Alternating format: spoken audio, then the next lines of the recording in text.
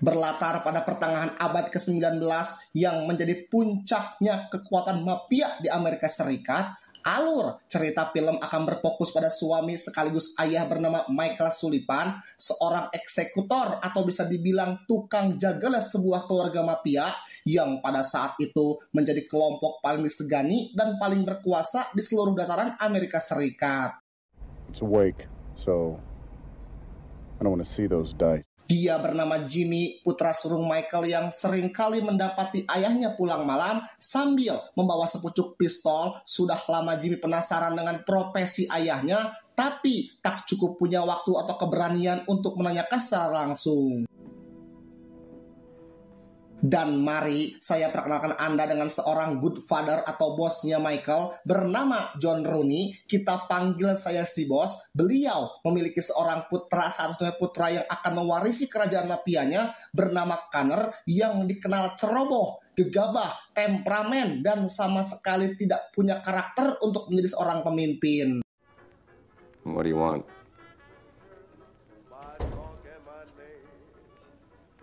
Ingat, mafia kelas atas selalu menerapkan sistem kekeluargaan dalam bisnisnya demi untuk menumbuhkan rasa kepercayaan yang tinggi. Itulah mengapa si bos menganggap Michael seperti putra sendiri, yang hal itu bisa dilihat dari kedekatan mereka berdua ketika sedang bermain piano bersama dalam sebuah pesta.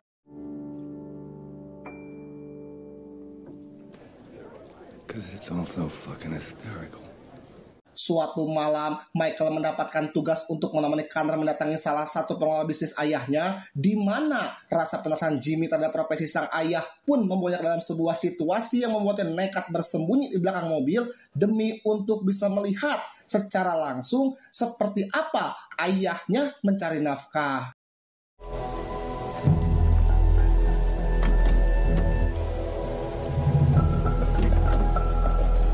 Setibanya di lokasi, Jimmy terlihat sedang mengintip ayahnya dari balik lubang kecil, di mana Connor yang dikenal temperamen pun sekonyong-konyong menembak pengelola bisnis ayahnya, dan inilah yang terjadi. Liar. Excuse me? Chicago.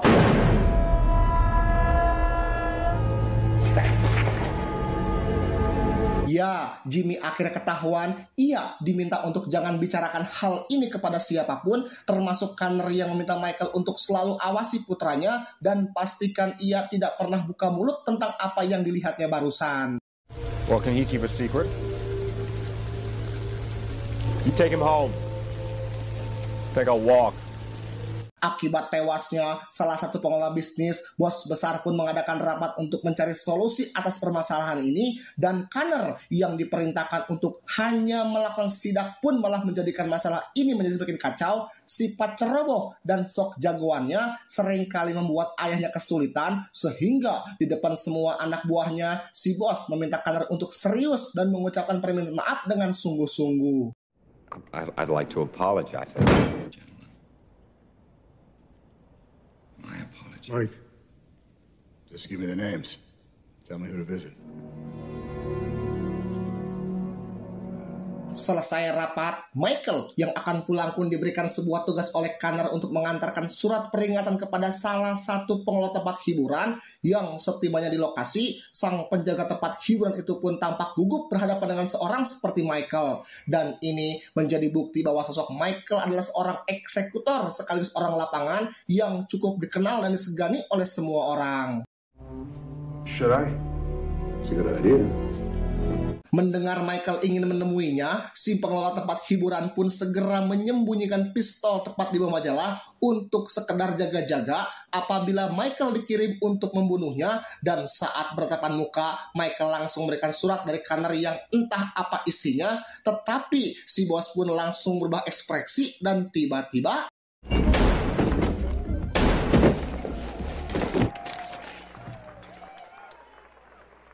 ya, Michael benar-benar terkejut dengan isi surat tersebut yang ternyata adalah sebuah pesan untuk membunuh dirinya, yang tepat di saat bersamaan Connor terlihat berada di rumah Michael membunuh istri dan anak bungsunya yang baru selesai mandi dengan si Jimmy yang masih beruntung karena pulang terlambat.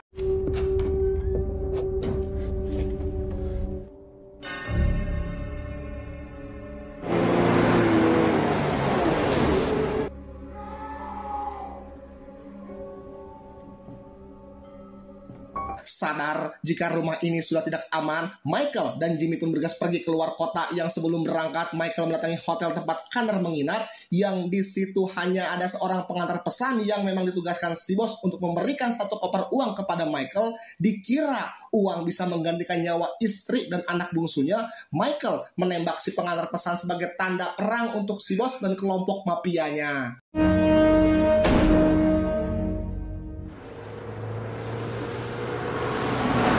Tiba di Chicago, Michael pun langsung menemui seorang yang sangat penting bernama Frank, persis seperti sosok Winston sang manajer hotel dan Continental di film John Wick. Frank adalah petinggi yang menaungi para eksekutor atau para penjagal seperti Michael ini, bisa dibilang menyediakan jasa untuk para klien atau para mafia yang membutuhkan jasa menghabisi seorang. Dengan terang-terangan Michael menjelaskan jika dirinya berniat untuk membunuh Connor, yang apabila tidak punya perlindungan, tentunya ia dan Jimmy bisa-bisa menjadi incaran para eksekutor bayaran, sehingga kedatangan Michael ke sini adalah untuk meminta perlindungan kepada Frank dengan imbalan akan melakukan pekerjaan untuknya secara gratis. We're protecting our interests, Mike.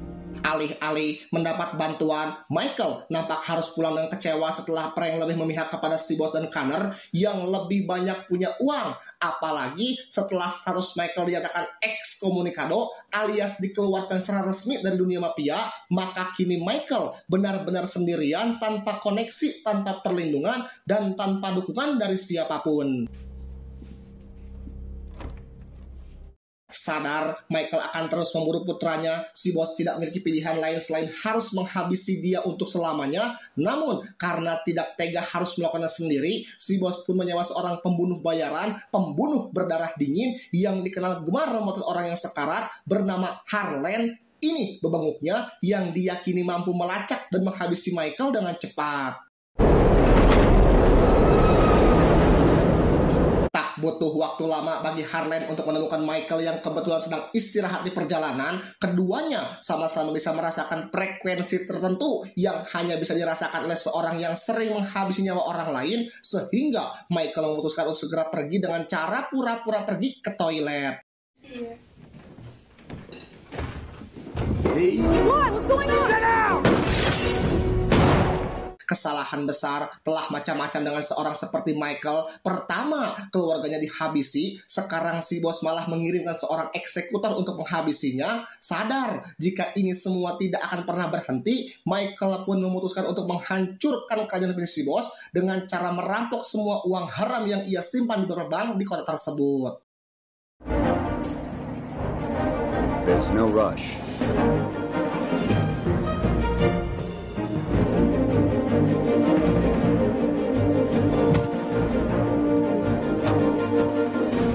Connor sendiri tampak gelisah terus-terusan dikurung dalam kamar yang dilindungi oleh Frank dan anak buahnya. Harusnya ia tahu diri, sebab semua ini tidak akan terjadi jika bukan karena kecerobohan dan kebodohannya yang sudah dilakukannya, yang pada akhirnya kan ayahnya sendiri yang harus membereskan masalah ini. Padahal Michael adalah satu-satunya anak buah yang paling diandalkan dan paling bisa dipercaya. Bahkan sudah dianggap seperti anak sendiri. Sekarang gara-gara kelakuan putra kandungnya si bos, mau tidak mau harus menghabisi Michael, karena bagaimanapun juga Connor adalah putra dan darah dagingnya sendiri.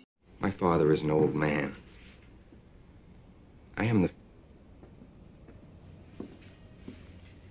Kembali ke Michael yang masih merampok bank. Kali ini ia sepertinya harus pulang dengan tangan kosong setelah manajer bank memberitahu jika semua uang simpanan si bos sudah ditarik oleh akuntannya, sehingga Michael segera beralih ke lokasi hotel tempat si akuntan menginap dengan maksud untuk mengambil semua uang tersebut.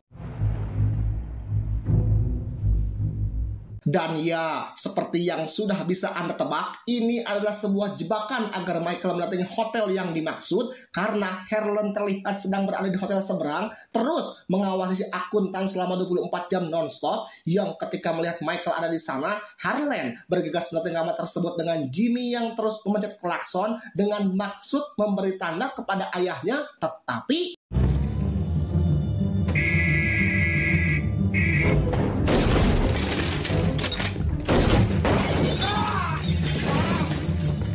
Meskipun berhasil lolos, Michael sempat terkena peluru panas yang membuatnya tak sadarkan diri. Beruntung, setelah berjalan beberapa kilometer, Jimmy akhirnya mendapatkan pertolongan dari pasangan lansia yang dengan baik hati mau mengobati ayahnya yang tak lama setelah pulih. Michael dan Jimmy pun langsung pergi dengan meninggalkan sedikit cindera mata sebagai bentuk rasa terima kasih. We left you something. Michael pun mendatangi gereja tempat si bos biasa berdoa. Apa yang dilakukan Michael ini sangat-sangatlah berani dan beresiko tinggi. Di sini Michael memberikan bukti-bukti pengkhianatan Connor, termasuk penyelundupan uang yang sudah bertahun-tahun dilakukannya, yang Michael sendiri baru ngeh sekarang setelah sifat aslinya terbongkar. Atas dasar itulah Michael dengan terang-terangan minta si bos untuk menyerahkan putri sendiri, karena untuk apa mempertahankan anak setan seperti itu. Namun ayah tetaplah seorang ayah. Meskipun sudah tahu putranya berdegong, si bos tetap keras kepala, tidak memberitahukan hotel tempat Connor disembunyikan, dan malah meminta Michael untuk lupakan masalah ini dan lanjutkan hidup seperti biasa. Think. You are asking me to give you the key to... Michael agak handeel alias sakit hati mendengar ucapan si bos ketika mengatakan lupakan masalah ini, seolah nyawa istri dan putra bungsunya lebih berharga dari bebenguk si Connor yang biadab itu. Yang hasil Michael tidak punya pilihan lain selain harus menghabisi beliau agar tidak ada lagi yang akan menghalangi balas dendamnya.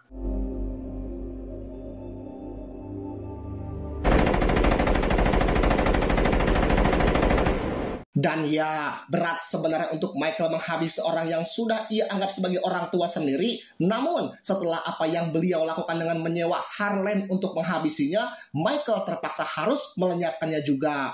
Setelah si bos tiada, kini Frank tidak punya tanggung jawab untuk melindungi Connor lagi. Dan supaya semuanya cepat selesai, Frank akhirnya memberitahukan kamar hotel tempat Connor bersembunyi, sekaligus menyuruh para penjaga untuk mempersilahkan dan menyambut kedatangan Michael untuk menuntaskan balas dendamnya.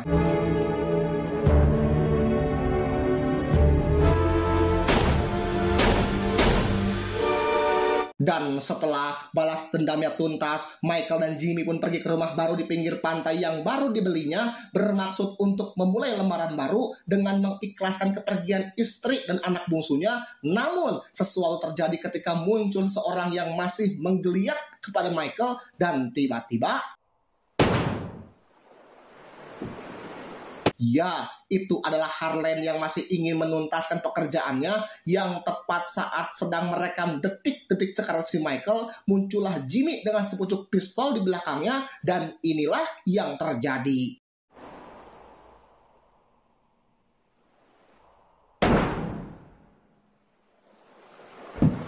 Michael berhasil mencegah Jimmy mengotori tangannya dengan tetap menjaga anak satu-satunya berada di jalan yang lurus. Setelah semua keluarganya tiada, Jimmy memutuskan untuk tinggal bersama dengan pasangan lansia yang sempat menolongnya dan memulai kehidupan baru dengan menjadi seorang dai cilik.